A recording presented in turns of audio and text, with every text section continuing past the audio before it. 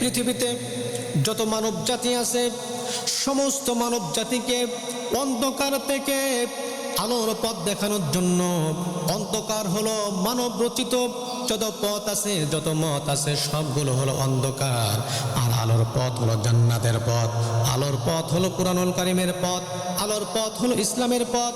এই অন্ধকার থেকে আলোর পথ দেখানোর জন্যই আমি আল্লাহ রাব্বুল আলামিন কুরআনুল কারীমকে পাঠিয়েছি।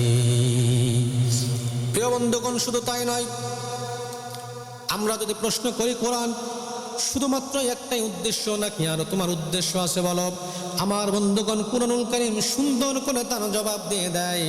আল্লাহ রাব্বুল আলামিন তিনি বলেন, ওয়া নুনাজ্জিলু মিনাল কুরআনি মা হুয়া শিফাউ ওয়া রাহমাতুল লিল মুমিনিন।